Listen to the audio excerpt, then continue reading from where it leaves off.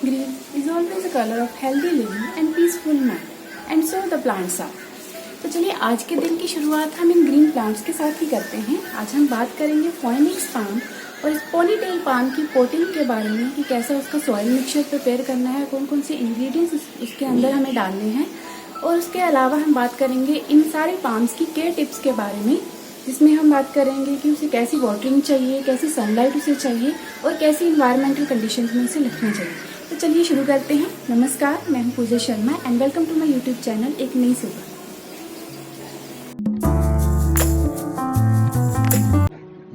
इस प्लांट की पोटिंग के लिए हमें वेल ड्रेन्ड सॉइल मिक्सचर तैयार करना है। वेल ड्रेन्ड मतलब जिसमें पानी खड़ा नहीं होना चाहिए प्लांट के रूट्स में। तो उसके लिए हम लेंगे 30% garden soil, 30% compost, 20% river sand and 20% cocopeat. तो इस सारे मिक्सचर को मिला के हम अपना एक well drained soil mixture ready करेंगे। गार्डन सॉइल आप कोई भी नॉर्मल गार्डन सॉइल ले सकते हैं। सैंड हम इसलिए यूज करते हैं ताकि हम अपनी सॉइल को वेल ड्रेन बना सकें।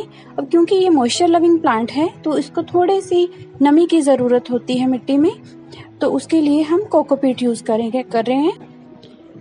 कंपोस्ट के लिए आप कोई भी खाद यूज कर सकते हैं, जैसे वर्मी कंपोस्ट है, पत्तियों की खाद है, या किचन वेस्ट की जो खाद बनती है, और काउ डंक कंपोस्ट भी आप यूज कर। मैं यहाँ पे काउ डंक कंपोस्ट यूज कर रही हूँ, मेरे अकॉर्डिंग वो बेस्ट रहती है प्लांट्स के लिए। और उससे अब हम अच्छे से मिक्स कर लेंगे।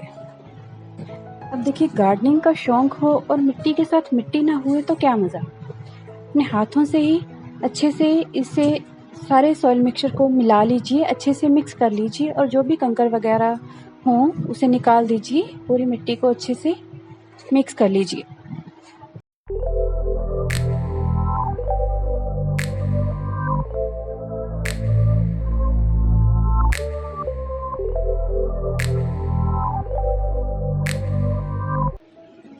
देखिए, ये दो प्लांट्स हैं मेरे पास, फोइनिक्स और पोनीटेल पाम के।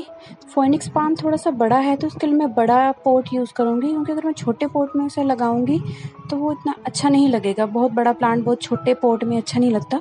तो इसलिए फोइनिक्स पाम के लिए जो मैं पॉट यूज़ कर रही हूँ वो है 14 इंच का पॉट, और जो मैं पोनीटेल पाम के लिए छोटा पॉट यूज़ कर रही हूँ वो है 10 इंच पॉट। अब हर एक पॉट के अंदर आपके एक होल होना ज़रूरी है, ड्रेनेज होल, जो एटलीस्ट आपकी फिंगर साइज़ का वो होना चाहिए, जिसमें जो एक्सेस वाटर है वो निकल जाए। अब इस एक्सेस वाटरिंग के लिए जो हम ये ड्रेनेज होल रखते हैं, कहीं वो मिट्टी के जम जाने से ब्लॉक ना हो जाए, तो उसके लिए हम एक ठीकरी वगैरह या कोई नेट का पीस नीचे रख देते हैं ताकि वो ड्रेनेज होल ब्लॉक ना हो जाए। अब हम इसके अंदर मिट्टी भरेंगे। दोनों पोट्स में मैं एटलीस्ट हाफ पोट तक मैं इसमें मिट्टी भरूंगी, और उसके बाद इसमें हम वाटरिंग करेंगे।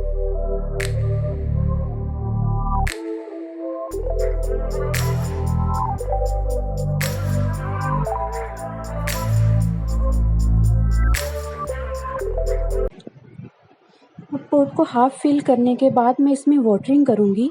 वो इसलिए क्योंकि जब हम फुल पोट में मिट्टी डाल के प्लांट लगाने के बाद जब वाटरिंग करते हैं तो कई बार पानी हम अच्छे से उसके रूट्स तक नहीं पहुंच पाता है, या नीचे तक अगर पानी कम दिया जाए तो नीचे तक नहीं पहुंच पाता है। तो ये इंश्योर करने के लिए कि हमारी मिट्टी अच्छे से मॉइस्ट हो चुकी है, इसलिए हम हाफ फिल करने के बाद ही उसमें वाटरिंग करेंगे। चलिए, जब तक ये पोट की मिट्टी अपना पानी एब्जॉर्ब करती है तब तक हम प्लांट्स को रेडी कर लेते हैं।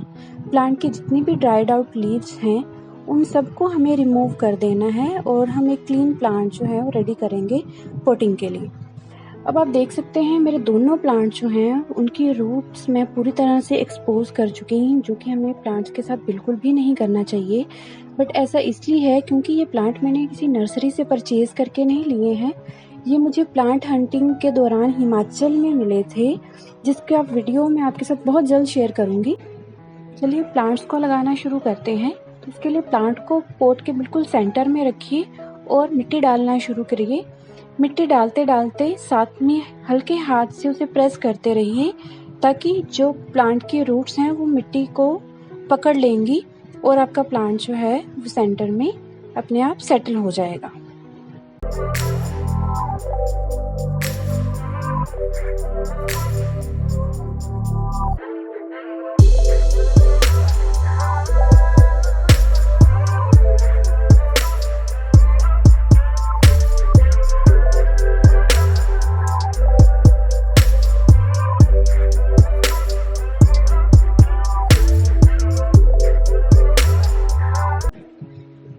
प्रोसीजर से हम अपना पोनीटेल पाम भी लगाएंगे।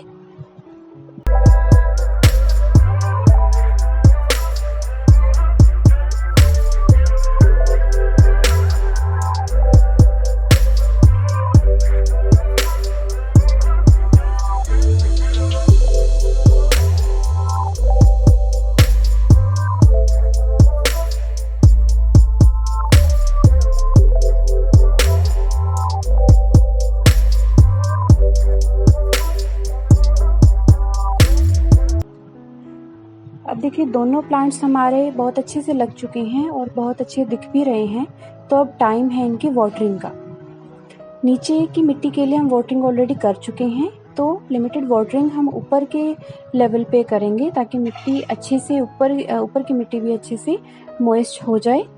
अब क्योंकि अब हमने अभी इन प्लांट्स को लगाया है और जैसे मैंने आपको बताया हम ऑलरेडी इसकी रूट्स को कम्प्लीटली एक्सपोज कर चुके हैं, तो अब इसके रूट्स जो हैं वो मिट्टी में सेटल होने में थोड़ा टाइम लगाएंगे। प्लांट खुद को रिवाइव करने में टाइम लगाता है एक्सपोज होने के बाद, उसके रूट्स के एक्सपोज हो जाने के बाद। तो इसे हम कुछ दिन के लिए एटलीस्ट 7 to 10 डेज के लिए हम इसे कंप्लीट शेड में रखेंगे और इसकी मिट्टी को मॉइस्ट रखेंगे। देखिए ये 2 दिन बाद का अपडेट है और आप देख सकते हैं कि दोनों प्लांट कितने अच्छे से चल रहे हैं और उसकी कोई भी लीफ जो है वो ड्राई नहीं हुई है।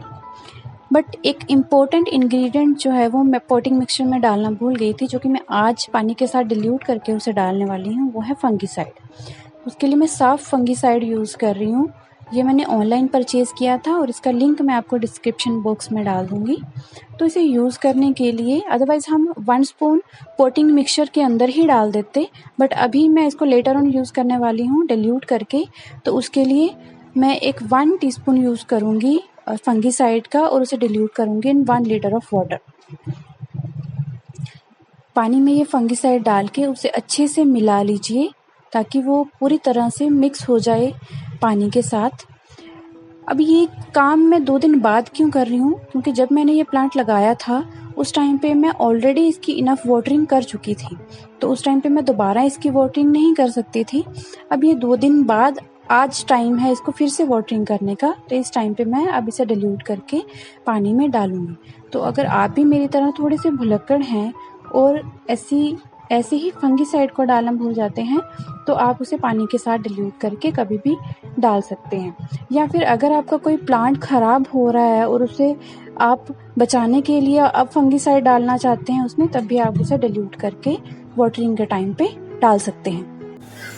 ये अब बात करते हैं इनकी केयर के बारे में कि कैसे इनकी देखभाल करनी है ताकि आपका प्लांट्स आपके साथ कभी ना छोड़े। तो जितने भी ये पाम्स हैं, जैसे कि आप देख सकते हैं मेरे पास यहाँ पे ये चाइनीज़ पाम है और यहाँ पे अरेका पाम है। तो इन सब पाम्स के ऊपर ये सेम केयर टिक्स अप्लाई होते हैं। तो सबसे पहले हम इसकी सॉइल मिक्सचर की बात ऑलरेडी कर चुके हैं कि हमें कैसा मिक्सचर रेडी करना है और वो वेल ट्रेन्ड होना चाहिए। और सेकेंड नंबर पे बात आती है इसकी वाटरिंग की। इन पाम्स की जो वाटरिंग है वो हमें बिल्कुल मॉडरेट रखनी है। जैसे कि अगर आपने इसमें एक बार पानी डाल दिया है तो नेक्स्ट टाइम आप इसमें वाटरिंग तभी करें जब इसकी टॉप लेयर जो है वो पूरी तरह से ड्राई हो चुकी हो। या फिर आप इसमें फिंगर डाल के देख सकते हैं, अगर इस तरह से आपकी फिंगर के ऊपर मिट्टी लग के आती है दैट मीन्स वो अभी भी मॉइस्ट है और अभी उसे वाटरिंग की ज़रूरत नहीं है। और हमने इसमें कोकोपीट बनाया है क्योंकि ये मॉइस्चर लविंग प्लांट है, तो उसकी मिट्टी को वो ज़रूरत के जितना अपने आप ही मॉइस्ट रखेगा, तो हमें बार बार उसकी वाटरिंग करने की ज़रूरत नहीं पड़ेगी। बट एक बात का ध्यान रखना है कि उसकी मिट्टी को पूरी तरह से ड्राई आउट नहीं कर देना है कि आपने एक दिन पानी डाला और फिर हफ्ता भर पानी नहीं डाला, ऐसे नहीं होना चाहिए। सेकेंड नंबर पे बात आती है उसकी सनलाइट की। तो उसकी सनलाइट के लिए ये एक प्रॉपर शेड लविंग प्लांट है। हार्श सनलाइट ये बिल्कुल भी टॉलरेट नहीं कर सकता है। अगर हम इसे सनलाइट के अंदर रखेंगे तो इसकी जो लीव्स हैं, इसके टिप्स बर्न होने शुरू हो जाएंगे और धीरे धीरे सारी लीव जो है वो ड्राई आउट हो जाएगी। तो इसे हमें प्रॉपर शेड के अंदर ही रखना है। हम मॉर्निंग की हल्की सी सनलाइट इसके लिए अच्छी रहती है। फुल ब्राइट कंडीशन जो है उसमें ये बहुत अच्छे से सर्वाइव करता है और बहुत अच्छे से इसकी लीव्स की ग्रोथ जो है वो होती रहती है। और अब बात करेंगे इसकी इन्वायरमेंटल कंडीशन की। इस प्लांट को ह्यूमिडिटी बहुत पसंद है। जैसे कि अब रेनी सीजन चल रहा है तो रेनी सीजन में हमारा ह्यूमिडिटी लेवल जो है वो इन्वायरमेंट का काफ़ी हाई रहता है। तो ऐसे टाइम में ये प्लांट्स बहुत अच्छे से ग्रोथ करते हैं। आप देख सकते हैं इनकी जो लीव्स हैं वो कैसे आ रही है। एक स्टेम की तरह इनकी बड़ी ये बिगर लीव्स निकलती हैं, काफ़ी हार्ड होती हैं और बाद में ये ओपन अप हो जाती हैं। ऐसे ही यहाँ पे आप लीव देख सकते हैं चाइनीज पाम की कितनी हैवी वुडन टाइप की इसकी ये जो लीव निकल रही है और ये अपने आप बाद में ओपन अप होकर एक बिगर लीव की शेप ले ले। चलिए, मैं उम्मीद करती हूँ आपको मेरा आज का वीडियो पसंद आया होगा। अगर आपको मेरी वीडियो अच्छा लगे और मेरी नॉलेज आपके किसी काम आई है तो प्लीज़ मेरे चैनल को सब्सक्राइब करें, मेरी वीडियो को लाइक एंड शेयर करें और बेल आइकन ज़रूर प्रेस करें ताकि आपको मेरे लेटेस्ट वीडियो की नोटिफिकेशन टाइम टू टाइम मिलती रहे। धन्यवाद।